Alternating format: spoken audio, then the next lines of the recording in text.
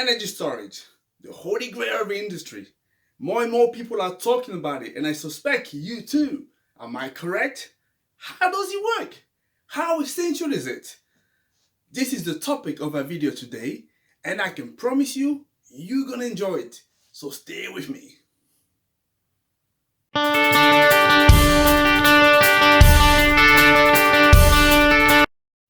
Hello to you, and welcome to Renewables in Africa channel. Who is your servant? I am Tony to you, the founder and CEO of Renewables in Africa, your Africa clean energy champion. Whether you are a business, a professional, or a simple man or woman from the society, our channel is here to demystify the sector for you and to raise your awareness about clean energy. What is the biggest way you can contribute to our effort? Very simple and easy. What you can do, you can like this video, comment down below, and subscribe and press the bell notification. This way, you make sure that you continue to improve your education with each of our weekly videos. And I also want to tell you that you can get a chance to win 1 hour of free advice. Cool, right? I know. Whether you are in the industry or not, you surely would have heard of energy storage, right? Or battery, which is another terminology that is being used. But why do we need it first? Do you know? If not, let me tell you. As we are looking to secure reliable, affordable, and sustainable electricity, hashtag SDG7, we need to make sure we make full use, and I want to emphasize on full use of all the renewable energy sources such as solar and wind. This is where your energy storage comes into play. As both technologies are intermittent, we need a way to store the excess energy that they are producing and use it at a time where solar and wind are not available, right? This way, my friends, we know that we can move progressively towards providing power 24/7 to end users. Get it now? Excellent. Excellent. Now, how does it work? I thought the best way to demonstrate that is through a case study. Let's consider this young man. His name is Igwe. Igwe runs a small shop in Accra, Ghana, and is looking to switch to solar with storage. And because he is a clever man, he's done his research. He knows he needs a solution that can provide 10 kilowatt of power capacity for him to run his business without interruption from 6 a.m. to 6 p.m. So a 12-hour shift. So how would the system work? Don't worry, I have an answer for Igwe. I asked my friend Chris Joubert in South Africa and listen to what he has to say. Now, the first important role of the battery, we can see here. If we look at a usage profile where we, during the day, between 7 in the morning and 7 at night, it says 1800 hours, but typically that is the start of the hour. So this will actually run until 7 o'clock p.m. Where you need 10 kilowatt in this instance of energy, or kilowatt hour per hour, or 10 kilowatt of power, constant, which is not always true, but let's work on that. And you have solar energy. In this case, it is 30 kilowatt.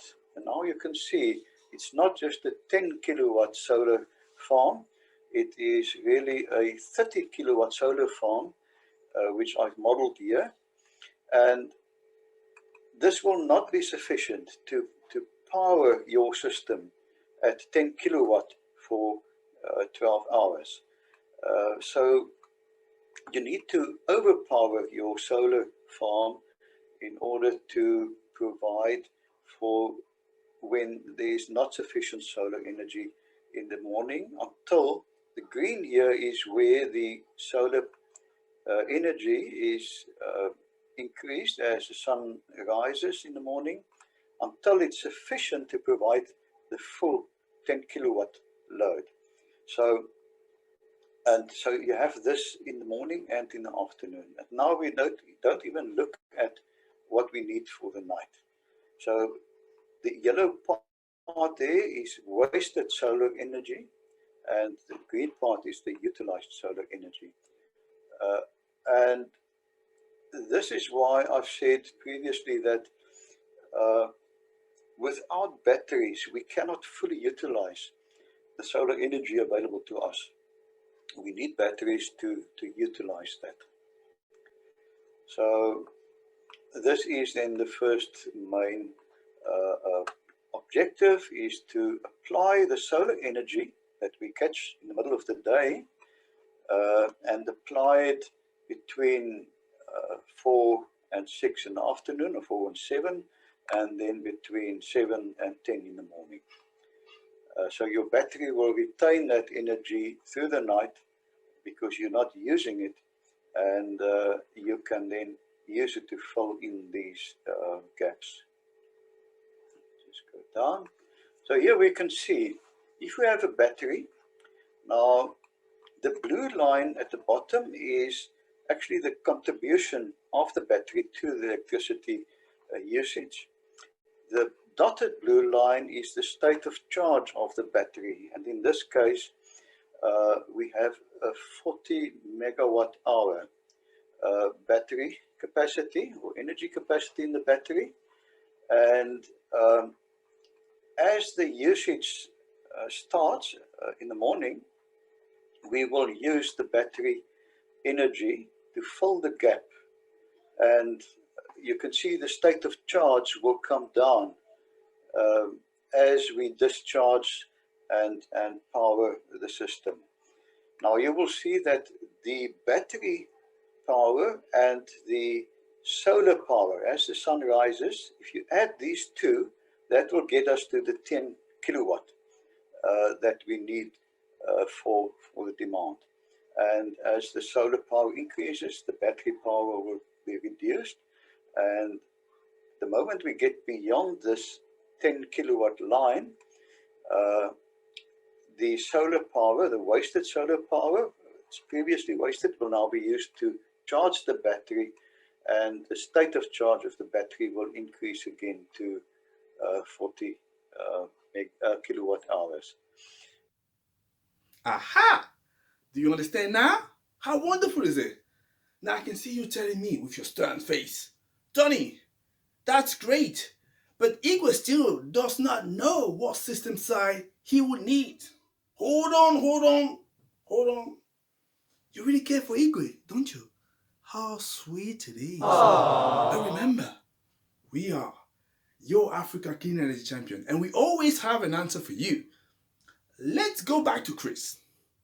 Now, in order to look at what size battery is actually required, we can see that if the required energy, let's say we run for 12 hours at 10 kilowatt only, nothing at night, that means we need 120 kilowatt hour of energy throughout the day. Now the solar energy available, if we go back, is 54 plus 77, which is 131 kilowatt hours of energy throughout the day, and we've only utilized 77 without the battery. So we're wasting 54 kilowatt hours. And the yield then, if we take the 77 divided by the 131, we only use 59% of that energy. And that's why we need a battery to utilize that extra 54 kilowatt hour. And I've got these A, B, C, D, E, F on the left-hand side. So I refer to this C divided by B as the yield is the utilized solar energy divided by the available solar energy. And the net battery capacity that is required now is 43 kilowatt hours. Now, if we, and we can get back to the detail of this at a later stage, but this is what we need for the to fill in the gaps. If we look here, to that is 43 kilowatt hours the morning and the late afternoon component. So the round trip efficiency is now a factor because we don't get out of the battery what we put in. So if we say we need 43 kilowatt hours in the output from the battery, we need to input more than that. So the 43 becomes the 80% of the total. So to get to the total, the gross battery capacity, we divide that 43 kilowatt hours by 0.8 or 80%, and that tells us that we need, let's say, 54 kilowatt hours in order to fill the gap when the solar energy is not sufficient.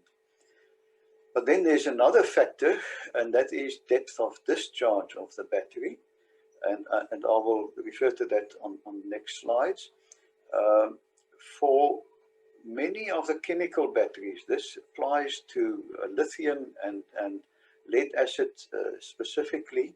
There's a maximum depth of discharge. Now, in case of lithium, it's typically 80% maximum depth of discharge. This means that you can actually only use 80% of the battery capacity. Otherwise, you will reduce the lifetime of this battery significantly.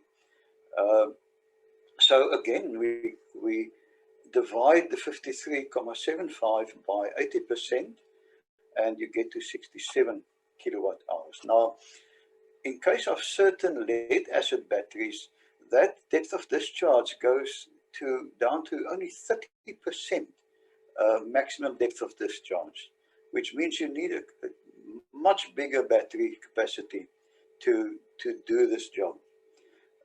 So it is important to understand the role of maximum depth of discharge. So sometimes on bigger batteries, lithium batteries, and the other batteries that I will refer to, the energy capacity is expressed in kilowatt hours. However, for the older lead acid batteries, typically it's expressed in amp hours.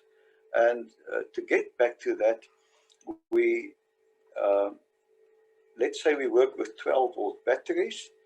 The gross battery capacity required is then H, which is the gross battery capacity, times 1000 to get from kilowatt to watts, and then divide by volts to get to amps.